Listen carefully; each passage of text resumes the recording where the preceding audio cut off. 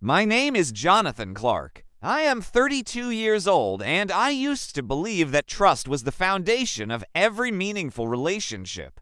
I worked as a senior project manager at a software development company in downtown Chicago, earning a solid six-figure salary that allowed me to live comfortably in a Lincoln Park condo. My life seemed like something out of a perfect American dream.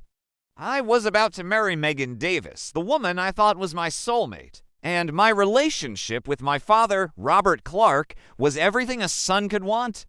He was my hero, my mentor, and the man who taught me that integrity was worth more than any paycheck. My father, Robert, was 60 years old, a respected real estate broker who had built his reputation over 3 decades in the Chicago market. He and my mother Mary had been married for 35 years, and their relationship was the gold standard I measured all others against. Robert was the kind of man who still opened doors for women, who kept his word no matter what, and who had never missed a single one of my baseball games growing up. When I introduced him to Megan 2 years ago, he welcomed her into our family with open arms, treating her like the daughter he never had. Megan Davis, 30 years old, worked as a marketing coordinator for a boutique firm in River North. She was intelligent, beautiful, and shared my love for weekend trips to Wisconsin and deep dish pizza debates. We met at a mutual friend's 4th of July barbecue in 2022, and I knew within 3 months that I wanted to spend the rest of my life with her. She got along perfectly with my parents, often joining us for Sunday dinners and holiday celebrations. My mother, Mary, adored her, and my father, Robert, would always comment on how lucky I was to have found such a wonderful woman. Everything was falling into place perfectly. Our wedding was scheduled for a Saturday in October at St. Michael's Church in Old Town, followed by a reception at the Chicago History Museum. We had sent out invitations to 150 guests, including family, friends, and colleagues. I had spent months planning every detail, from the vintage bourbon bar to the jazz trio that would play during dinner. My best man was my college roommate from Northwestern, and Megan's sister was her maid of honor. The rehearsal dinner was booked at Gibson's Steakhouse, and we had already put down a deposit on a honeymoon suite in Maui. If you enjoy stories of cold-blooded revenge and gripping plot twists, like this video and subscribe to the channel now. There are brand new unreleased stories here every day, each one more intense than the last. The night before our wedding, I was staying at the Palmer House Hotel with my father, going over the final details of the ceremony. My mother and Megan were at a different hotel with the bridesmaids, following the old tradition of not seeing each other before the wedding. Robert and I had ordered room service and were sitting at the small table in my suite, reviewing the timeline for the next day. He was helping me with the seating chart, making sure all the relatives from both sides would be comfortable. It was one of those perfect father-son moments that I thought we'd be sharing for many years to come. Around 10:30 that night, my father excused himself to use the restroom, leaving his iPhone unlocked on the table beside his coffee cup. I wasn't trying to snoop, but when a text message notification popped up on his screen, my eyes naturally glanced over. What I saw made my blood run cold and changed everything I thought I knew about the two people I trusted most in the world. The message was from Megan, sent at 10:28 p.m. It read, "Thank you for the unforgettable night, Robert. The way your lips explored every part of me won't leave my mind. I can't wait for the next time. You're incredible. P.S. Our story will be our secret." Attached to the message was a photo that left no room for doubt or misinterpretation. It was a clear, intimate picture of the two of them together in what looked like a hotel room taken just the night before. In that single moment, my entire world collapsed. The woman I was supposed to marry in less than 12 hours had been sleeping with my own father. The man I had looked up to my entire life had betrayed not only me, but also my mother, who was probably at that very moment helping Megan get ready for what she thought would be the happiest day of her son's life. I sat there staring at that phone screen, feeling like I was having an out-of-body experience.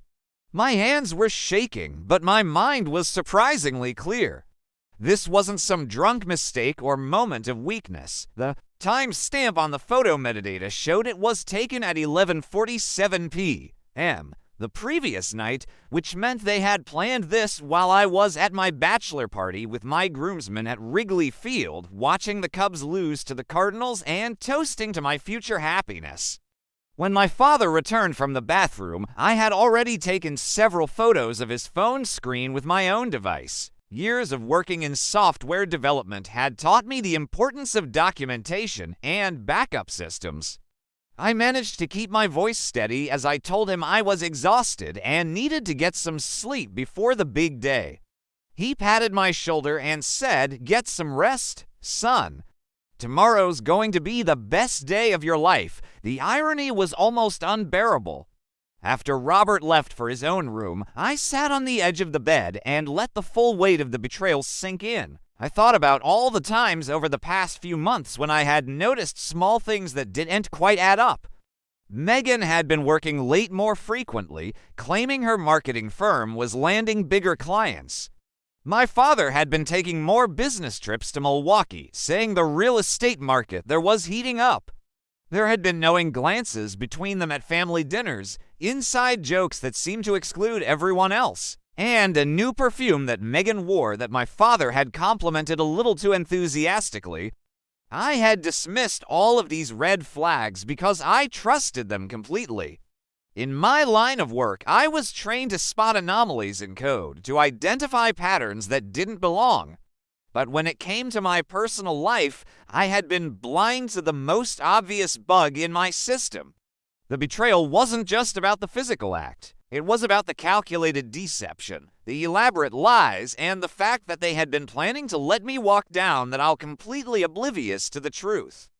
Instead of calling off the wedding immediately or confronting them in a fit of rage, I made a decision that would define everything that followed. I was going to let them think they had gotten away with it, right up until the moment when I would expose them in front of everyone who mattered to them. My background in project management had taught me that the best solutions required careful planning and perfect execution. I spent the next 3 hours preparing my strategy. First, I uploaded the photos from my father's phone to a secure cloud server that I controlled. Then, I created a simple web page with the images and the text message thread, making sure it was hosted on a reliable server that could handle high traffic. I generated a QR code that would direct anyone who scanned it to this web page. And I designed it to look innocuous, like it might be a link to our wedding photos or a digital guest book. Using the hotel's business center, I printed 200 small cards with the QR code and a message that read, "Scan for a special surprise from the bride and groom." I knew that in today's digital age, wedding guests were always eager to see behind-the-scenes content, especially if they thought they were getting exclusive access to something special. The cards looked professional and legitimate, exactly the kind of thing that modern couples include in their wedding favors. Next, I called Rebecca Stone, my attorney, even though it was nearly 2:00 in the morning. Rebecca had handled my real estate transactions and business contracts for years, and she was someone I could trust completely. She answered on the third ring, and despite the late hour, she listened carefully as I explained the situation. "Jonathan," she said, "I'm so sorry this happened to you, but I'm glad you're thinking clearly. Don't sign any marriage documents tomorrow, obviously. As for the rest, what you're planning is perfectly legal. It's your property, your evidence, and your wedding. You have every right to share information about your own life." Rebecca also advised me to document everything with timestamps and to make sure I had witnesses to the events that would unfold. She offered to attend the wedding as my legal representative, positioning herself discreetly among the guests in case things got complicated. Sometimes, she said, the best revenge is simply the truth, and sometimes the truth is more devastating than any elaborate scheme. I barely slept that night, but when morning came, I felt strangely calm. I showered, put on my custom-tailored Tom Ford tuxedo, and looked at myself in the mirror. The man staring back at me looked composed, even dignified. I had spent years building my reputation as someone who could handle pressure, who could solve complex problems under tight deadlines, and who always delivered results. Today would be the ultimate test of those skills. At the church, everything proceeded exactly as planned. The flowers were perfect, the music was beautiful, and the guests were arriving in their finest attire. My mother, Mary, looked radiant in her navy blue dress, completely unaware that her world was about to shatter. My father, Robert, was playing his role as the proud father of the groom, shaking hands with guests and making small talk about the weather and the Bears' upcoming season. Megan arrived in a classic white gown that had cost $8,000, looking every bit the blushing bride. She kissed my cheek and whispered, "I can't wait to be your wife." The audacity of her performance was breathtaking. She had been in bed with my father less than 36 hours earlier, and now she was standing at the altar, ready to pledge her eternal love and fidelity to me in front of God and everyone we knew.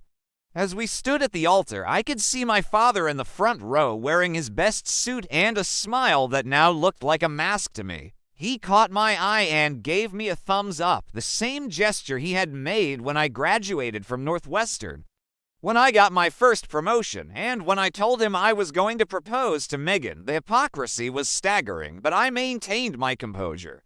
Everything was going according to plan. Father Mackenzie began the ceremony with the traditional opening words, and I could feel the weight of 150 pairs of eyes on us. The guests included my entire extended family, Megan's relatives from Wisconsin, colleagues from both our companies, and friends we had made over the years.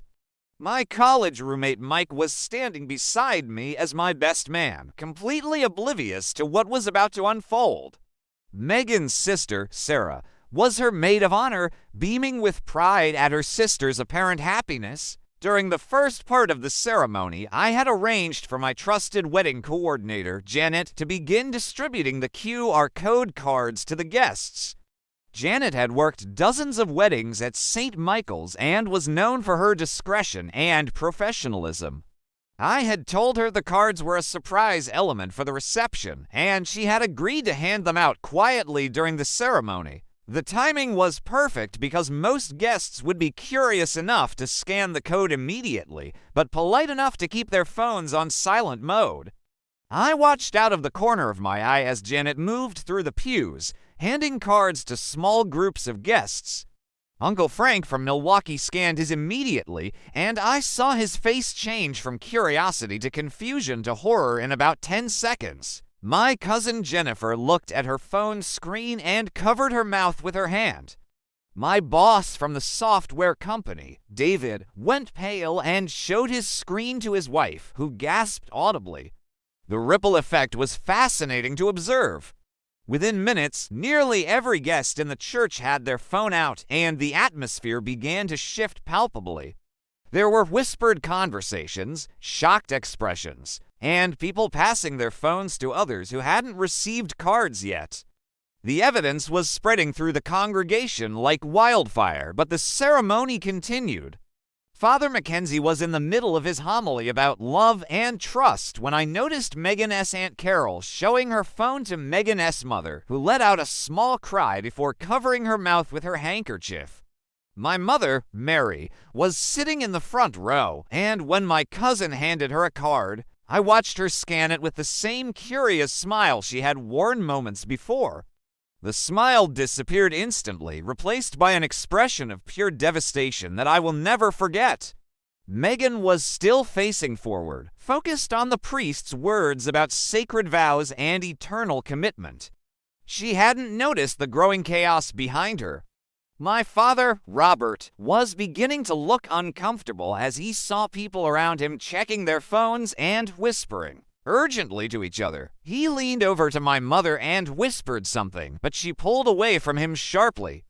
Her face now streaked with tears. The moment I had been waiting for finally arrived. Father Mackenzie reached the traditional part of the ceremony where he asks if anyone objects to the union. If any person can show just cause why Jonathan and Megan may not be joined together in holy matrimony, let them speak now or forever hold their peace. I stepped forward and took the microphone from the priest. The church fell completely silent except for the sound of my own heartbeat in my ears. I looked directly at Megan, then at my father, then at the congregation filled with people who had just seen the evidence of their betrayal. Yes, I said, my voice steady and clear. I have something to say. Megan turned to face me, and I could see the exact moment when she realized that something was very wrong. Her face went from confusion to recognition to pure terror as she noticed the expressions of the guests behind her. My father, Robert, half stood from his seat, his face now red with panic as he understood that his secret was no longer secret. I loved you, Megan, I continued, speaking directly to her. I loved you with everything I had. And Dad, I turned to face him. I looked up to you my entire life. You were my hero, my role model, the man who taught me about integrity and honor. The church was so quiet that you could hear a pin drop. Even the children had stopped fidgeting. Everyone was hanging on my every word, and I could feel the weight of the moment. But the most intimate betrayal demands the highest price. I said, my voice still calm, but carrying the full weight of my pain and anger. Last night, I discovered that the two people I trusted most in the world have been lying to me, betraying me, and planning to let me walk down this aisle completely unaware of their deception. Megan tried to speak, but no words came out. My father was now standing, his hands shaking as he tried to figure out how to salvage the situation. My mother, Mary, was sobbing openly, not just from the betrayal, but from the public humiliation that was unfolding in front of everyone she knew. The evidence is clear and undeniable, I continued. And since both of you chose to make a mockery of this sacred ceremony, I thought it was only fitting that the truth be revealed in the same public forum where you plan to complete your deception. I gestured to the congregation where nearly everyone was now holding their phones, having seen the explicit messages and photos that proved the affair beyond any doubt. The proof was irrefutable, time-stamped, and devastating in its clarity. This wedding is over, I announced, and so is our relationship, both of them. The chaos that erupted was unlike anything I had ever witnessed. Guests were shouting questions. Megan was crying hysterically. And my father was trying to push through the crowd to reach me. But I was already walking down the aisle, my head held high, leaving behind the two people who had destroyed my trust and my family. I walked out of St. Michael's Church and into the crisp October air, feeling a strange sense of liberation that I hadn't expected. Behind me, I could hear the chaos continuing to unfold. Megan was sobbing hysterically. My father was trying to shout explanations that nobody wanted to hear, and my mother was being comforted by her sister. The guests were streaming out of the church, some following me with expressions of support, others gathering in small groups to discuss what they had just witnessed. My best man, Mike, caught up with me on the steps of the church. Jesus Christ, Jonathan, he said, still processing what had happened. I can't believe they did that to you. How are you holding up? I looked at him and realized that for the first time in months, I felt completely honest about my situation. I'm better than I've been in a long time, I told him. The truth has a way of setting you free, even when it hurts. Within hours, the story had spread far beyond the walls of St. Michael's Church.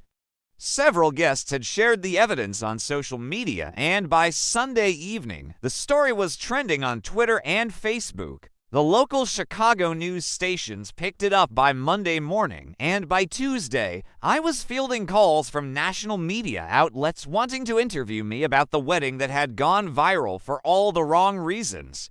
I declined most of the interview requests, but I did speak with one reporter from the Chicago Tribune who had covered business stories about my company in the past. I kept my comments brief and dignified. I believe in the truth, I said. And I believe that people have the right to know who they're really dealing with, especially when it comes to matters of trust and integrity. The professional consequences for Megan and my father were swift and severe. Megan's marketing firm, which prided itself on family values and ethical business practices, terminated her employment within a week. The story had become so widely known that having her associated with their brand was seen as a liability. My father's real estate business suffered even more dramatically. In an industry built entirely on trust and personal relationships, his reputation was essentially destroyed overnight. Several major clients canceled their contracts, and his business partner of 15 years dissolved their partnership. My mother, Mary, filed for divorce within 2 weeks of the wedding incident. She had been married to my father for 35 years, but she told me that the public humiliation and the violation of trust were too much to overcome. I could have maybe forgiven a private affair, she said during one of our long conversations. But the fact that he was willing to destroy his own son's life, and that he planned to let you marry her knowing what they had done, that's something I can never forgive. The legal proceedings were handled efficiently by Rebecca Stone, who had prepared for this exact scenario. Since the marriage had never been legally completed, there were no divorce proceedings necessary between Megan and me. However, there were financial matters to resolve. I had paid for most of the wedding expenses, including the venue, catering, and honeymoon reservations. While I couldn't recover all of the money, Rebecca was able to negotiate settlements that covered a significant portion of my losses. More importantly, Rebecca helped me protect my assets and ensure that Megan had no legal claim to any of my property or savings. The prenuptial agreement we had signed was ironclad, but since the marriage never occurred, it was essentially meaningless anyway. What mattered was that I was completely free to start over without any financial entanglements. The aftermath wasn't easy, but it was cleaner than I had expected. I took 2 weeks off from work to process everything that had happened and to deal with the media attention. My company was incredibly supportive, with my boss David telling me that he admired how I had handled the situation. "You showed real character," he said. "Not everyone would have had the strength to expose the truth like that." 3 months after the wedding incident, I made a decision that surprised even me. I accepted a job offer from a tech company in Austin, Texas. The opportunity had come up through a professional connection, and the timing felt perfect. I needed a fresh start away from the memories and the gossip that still followed me around Chicago. Austin offered me a senior director position with a substantial salary increase and the chance to work on cutting-edge artificial intelligence projects. Before I left Chicago, I had one final conversation with my father. He had been trying to reach me for weeks, but I had refused to take his calls. Finally, he showed up at my condo on a Saturday morning, looking older and more defeated than I had ever seen him.